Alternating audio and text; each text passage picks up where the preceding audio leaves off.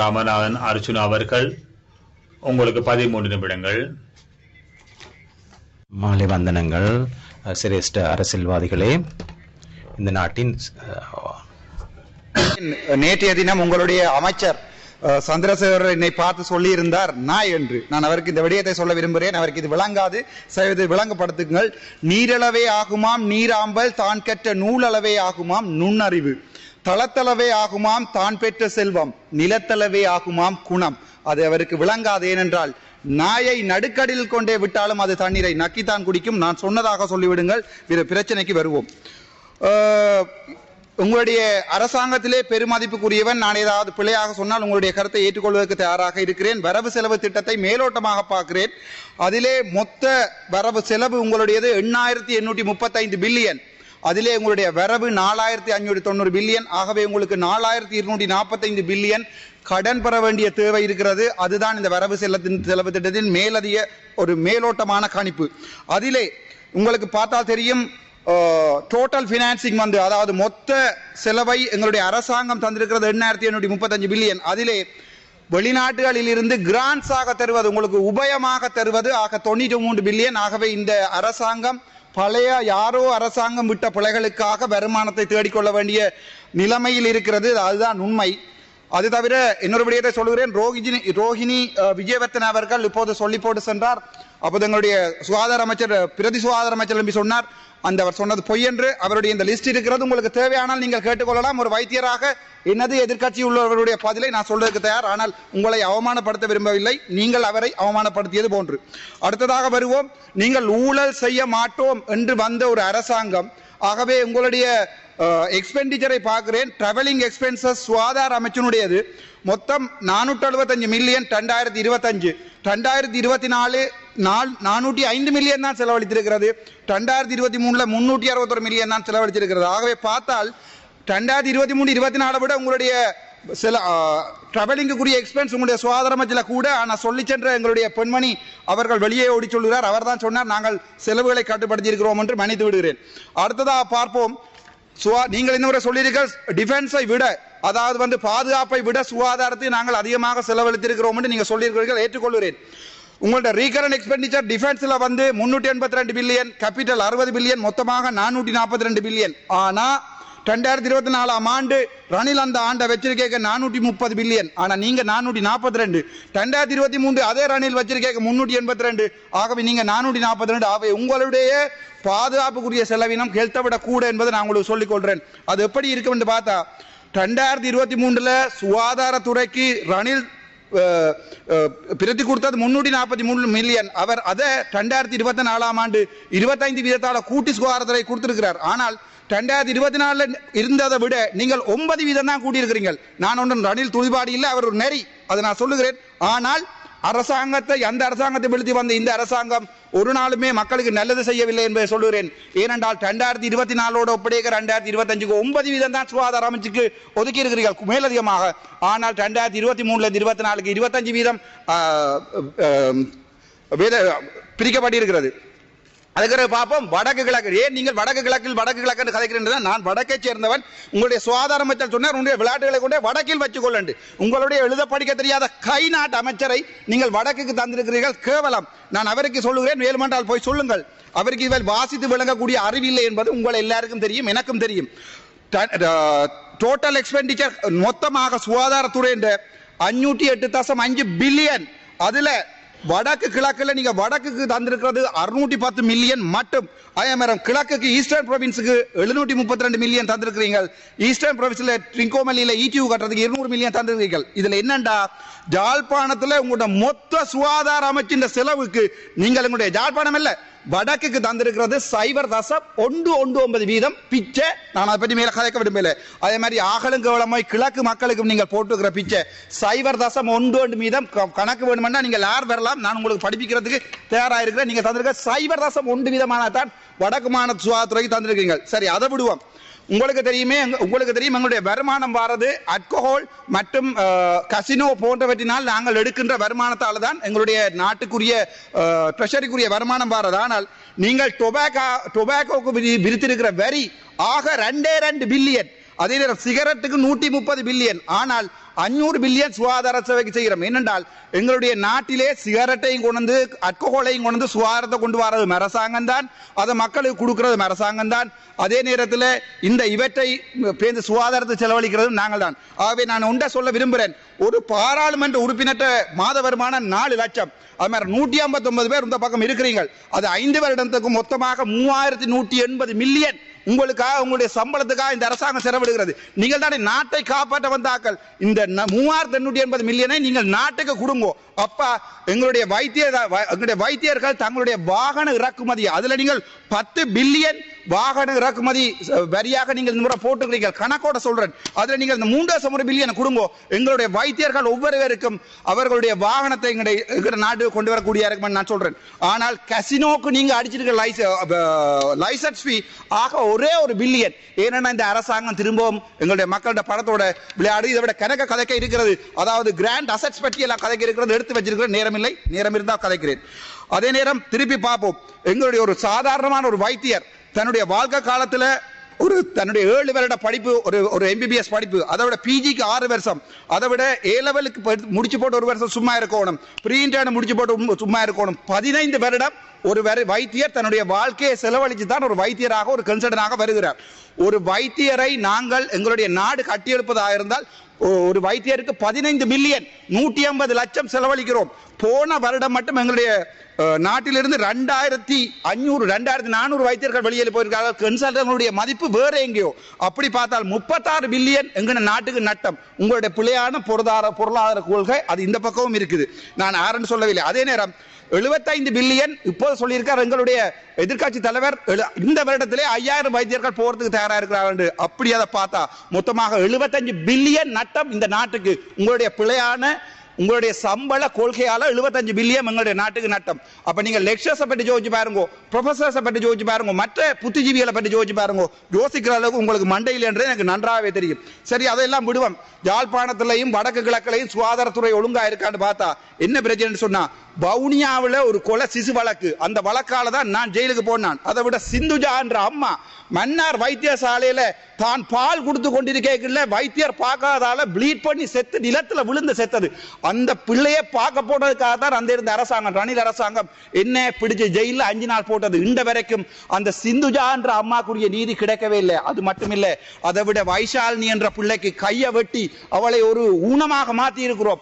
இந்த வரைக்கும் உங்களுடைய சுகாதாரமற்ற சத்தியமூர்த்தி நான் கதைக்கவே இல்லை. என்றால் உங்களுக்கும் சத்தியமூர்த்திக்கும் தாராளமான தொடர்புகள் இருக்குது. சாதாரணமாக காசுகள் மாற்றிக்கொள்ளுங்கள். அதனுடைய பாவம் இந்த அரசருக்கும் இந்த அமைச்சருக்கும் வந்து சேரும். சரி, அதை பார்ப்போம். எஜுகேஷனுக்கு வருவோம். சரி, நீங்க சுகாதார துறைக்கு தான் ஒன்றுமே தெரியல. எஜுகேஷனுக்காவது எங்களுடைய வடக்கு கிழக்கு ஏதாவது தந்திருக்கிறீங்க. ஆண்டு பிக்ஷ யூனிவர்சிட்டி கொடுத்துருக்கீங்க 785 million. Buddhasasana university Pali university கொடுத்திருக்கீங்க 1030 மில்லியன். அது மொத்தமாக 1960 மில்லியன் நீங்கள் உங்களுடைய மதம் சார்ந்த யூனிவர்சிட்டி கொடுத்துருக்கீர்கள். ஆனால் யாழ்ப்பாண லைப்ரரிக்கு தந்ததாக 100 மில்லியன். அது எப்படி என்றா உங்களோட புத்தகாரணத்தில் கொடுக்கிற மொத்த அமௌண்ட் 5.5 மில்லியனை சொல்லி போட்டு ஜனாதிபதி வந்து சொல்றார் தான் காசு கொடுத்துறேன். கேட்கிறவனுக்கு தமிழன் முட்டாள் இல்லை. கணக்கோடு சொல்லுறேன். கணக்கு வேணுமென்று ஆரன் வாங்க படிப்புகிறேன். அதே மாதிரி மறுபடியும் சொல்லுறேன். மொத்த யூனிவர்சிட்டிகளுக்காக செலவழிக்கப்பட்ட பணம் 81,100 மில்லியன், 81 பில்லியன். ஆனால் யாழ்ப்பாணத்திலே 5,350 மில்லியன், ஈஸ்டர்ன் யூனிவர்சிட்டிக்கு 2,550 மில்லியன், ட்ரிங்கோக்கு 1,125 மில்லியன், வவுனியாக்கு 1,340 மில்லியன். மொத்தமாக 5,350 மில்லியன் தான். இதை பார்த்தீங்கன்னு சொன்னால் ஆக வடக்குக்கு நீங்கள் படிப்புக்கு தந்தது மொத்த யூனிவர்சிட்டி கொடுத்த காசு 8,200 மில்லியன், 8,200 வீதம், மொத்தத்தின் 8,200 வீதம். அது மாதிரி கிழக்குக்கு நீங்கள் எப்படி அவர்களை நீங்கள் உங்களுக்கு வாக்கு போடாதுக்கான இந்த அரசாங்கம் எப்படி அவமதிச்சிருக்கா. கிழக்கு கொடுத்தது 4,5 மில்லியன், 4,5 வீதம். மொத்தமாக யூனிவர்சிட்டிக்கு ஒதுக்குன்ற அவ்வளவு காசுல கிழக்கிட்ட படிப்புக்கு நீங்க கொடுத்தது 4,000. வடக்குல படிப்பால தான் நாங்கள் எப்பயும் வந்தான். உங்கள 7 மண்டா கேட்கிற சுகாதார அமைச்சராக இருக்கட்டும், பிரதி சுகாதார அமைச்சராக இருக்கட்டும், அமைச்சராக இருக்கட்டும், ஒரே ஒரு கேள்வி கேட்கிறேன். இவ்வளவோ ப்ராஜெக்டுகள் நீங்க செய்றீங்க. ஒரு கேள்வி கேட்கிறேன். 7 மண்டா அலுமினிக்க சொல்லுங்க. நீங்க சொன்னீங்க இந்த பக்கம் 21 டாக்டர்ஸ், இந்த பக்கம் டாக்டர்ஸ் இல்லையா. நான் சொல்றேன் ஒரே ஒரு கேள்வி கேட்கிறேன். உங்களால சுகாதார அமைச்சரால விட சொல்லிருப்பா பிரதேச சுகாதாரம் இது பின்னுக்கு தடவை பார்த்து முதுகெலும்பு இருக்கட்டா. ஒரு சுகாதார அமைச்சரோ பிரதேச சுகாதாரம் எழுப்பினீங்க நான் கதைக்கிறேன். இல்லாட்டி உங்களை அவமானப்படுத்த விருப்பம் இல்லை. எனக்கு உங்கள பர்சனலா ஆசையும் பாசமும் இருக்கு. மந்திரித்துவமா ஒபத்துமாக காலைய காலம் முடிவடைகின்றது. 2 நிமிடங்கள் மாத்திரம் உள்ளன. மீடியா துறை எடுத்து பாத்தீங்கன்னா தெரியும், வடக்கு கிழக்குல இந்த மீடியா துறையால பெரிய பிரச்சனை நடந்து கொண்டிருக்குது. ஆன்லைன் பில் ஆக்ட் இருக்குது. நீங்கள் எந்த வேலையுமே செய்வதில்லை. மீடியாவை பற்றி நான் தேவையில்லாமல் கதைக்கவில்லை, நாங்கள் ஆறுதலாக கதைப்போம். சரி, ஜாழ்ப்பாணத்தை எடுத்து பார்ப்போம். ஜாழ்ப்பாணத்தில் இருக்கிற நர்சிங் ஸ்டாஃப், டாக்டர்ஸ் எல்லாருமே சாதாரணமாக எங்களுடைய நாட்டில் இருக்கிற வைத்தியர்கள் வெளிநாட்டிலே யூகேல போய் அட்டெண்டனாக வேலை செய்யக்கூடிய காரணம் அங்கே 12 லட்சம் 14 லட்சம் ஒரு அட்டெண்டனுக்குரிய வருமானம். ஆனால் எங்களுடைய வைத்தியத்துறையை மொத்தமாக அமைச்சிருக்கார் எங்களுடைய சுகாதார அமைச்சர். சுகாதார அமைச்சர்ல எனக்கு தனிப்பட்ட பாசம் இருக்கு. அவர் மைக்கும் போடையில நான் கேட்க விரும்பல. ஏனென்றால் அவரால் பதில் சொல்ல இயலாது. பிறகு சுகாதார அமைச்சர் கேட்டுக்கொண்டிருக்கிறார். ஆனால் அவர் எழுப்ப மாட்டார். எனக்கு 100 தெரியும். நான் கேட்கிற ஒரே ஒரு பதில், இந்த ப்ரொபோசல் என்று சொல்லி போட்டுக்கிறீங்க ஒரு பெரிய புத்தகம் உண்டு, 2025-2027 மேஜர் பப்ளிக் இன்வெஸ்ட்மெண்ட் ப்ராஜெக்ட். இதுல ஒரு வடக்கு கிழக்கு ஹாஸ்பிட்டல் ஒன்றுமே இல்ல. இதுல எத்தனையோ பில்லியன் கணக்கான காசு சும்மா நான் முடியறதுக்கு சும்மா சொல்றேன் நான் உங்களுக்கு. சரிதானே? Upgrading health facility of selected hospital போட்டுருக்கீங்க 15 பில்லியன். ஒன்றுமே ஜாழ்ப்பாணத்து வடக்கு கிழக்குக்கு இல்ல. அதே மாதிரி health system enhancement project additional funding ADB 35 billion. வடக்கு கிழக்கு ஒன்றுமே இல்ல.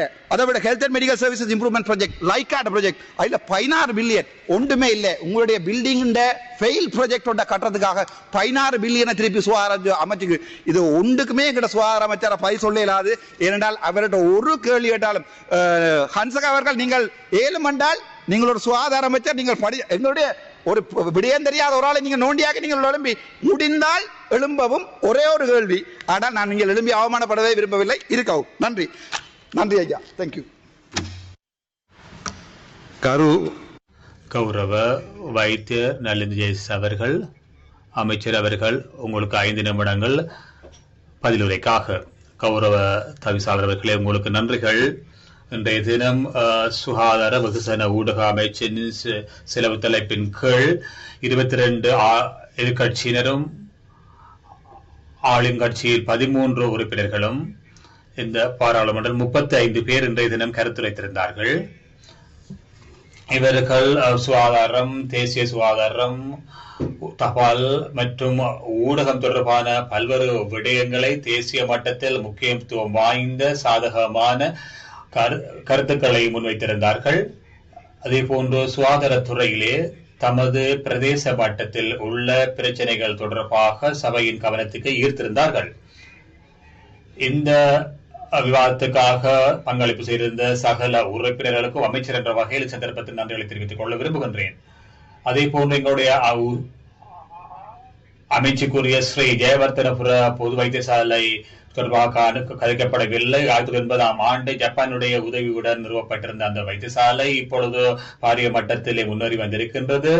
நாங்கள் அவ்வாறு அறிமுகப்படுத்தி இருந்த அந்த முடல் தொடர்பாக மீளவும் கலந்துரையாட கூறப்படல் வேண்டும் என்ற விடயத்தை நாங்கள் இருக்கின்றோம். அதே போல சீதுவையில் உள்ள விஜயகுமார் துங்க வைத்தியசாலையும் எங்களுக்கு குறித்தானது. அது விசேட வைத்தியசாலை என்ற வகையில் அபிவிருத்தியை நாங்கள் எதிர்பார்த்திருக்கின்றோம். பல்வேறு உறுப்பினர்கள், விசேடமாக எதிர்கட்சி தலைவர் பிரதிநிதித்துவப்படுத்துகின்ற கட்சி உறுப்பினர்கள் அதிக அளவு உரையாற்றியது இந்த சம்பள பிரச்சனை தொடர்பாக. உண்மையிலே அது ஒரு பிரச்சனை என்பதை விடவும் அடிப்படை சம்பளம் இவ்வளவு தூரம் அதிகரித்து, விசேடமாக சுகாதாரத்துறையிலே அந்த துறையில் உள்ளவர்களுக்கு பாரிய அர்ப்பணிப்புகளை அந்த துறையை நடத்தி செல்வதற்கு அவர்களுக்கு விளங்கிக் கொள்ளக்கூடியதாக இருக்கின்றது. அது விளங்கிக் கொள்ளாதபடியினால் தான் 5ஆம் 6ஆம் 7ஆம் தேதியில் இருந்த அந்த தொழிற்சங்க நடவடிக்கைகளை விளங்கிக் கொண்ட அடிப்படையில் அவர்கள் பிற்போடப்பட்டிருக்கின்றது. ஆகவே இதில் உள்ள விடயங்களை சரி இல்லாமல் இருக்கின்றது தெளிவு. 40,000 தொடக்க 80,000 வரையில் அவர்களுக்கு சம்பள அதிகரிப்பு இருக்கின்றது. அதே போன்று துணை வைத்தியர்களுக்கும் அதே போன்று விதமாக அதிகரிக்கப்பட்டிருக்கின்றது. 20,000 40,000 வரையில் தாதியர்களுக்கும் அதிகரிக்கப்பட்டிருக்கின்றது. இது அவ்வளவு தூரம் அதிகரிக்க மாட்டாது. 20 மாதங்களில் முழுமையாக கிடைக்கும். 2025 பல்வேறு கட்டங்களாக அதிகரிக்கப்பட்டிருந்த சம்பளம், ஓடி, எக்ஸ்ட்ரா இந்த விடயங்கள் 2018ஆம் ஆண்டின் பின்னர் தான் ஆரம்பிக்கப்பட்டிருந்தது.